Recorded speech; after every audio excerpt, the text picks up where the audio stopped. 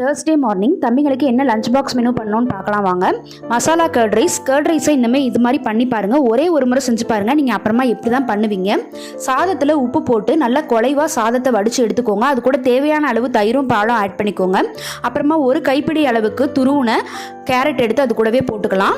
அதை நல்லா மிக்ஸ் பண்ணிக்கோங்க. நெக்ஸ்ட் வந்து பார்த்தீங்கன்னா இதுதான் வந்து மசாலா கர்ட் ரைஸ்க்குரிய ஸ்பெஷலே. பச்சை மிளகா 3 பூண்டு அது கூடவே பார்த்தீங்கன்னா கருவேப்பிலை இதை போட்டு தட்டி எடுத்துக்கலாம், இல்லைனா இடிச்சு கூட எடுத்துக்கலாம். அது கூட பார்த்தீங்கன்னா ஒரு துண்டு பட்டர் இது எல்லாத்தையும் போட்டு நல்லா மிக்ஸ் பண்ணிடுங்க. ஏன்னா நீங்கள் கடுகுளுந்தம் பருப்பு இந்த கருவேப்பிலை வரமிளகாவை தவிர்த்துட்டு மோர் மிளகா போட்டுக்கோங்க.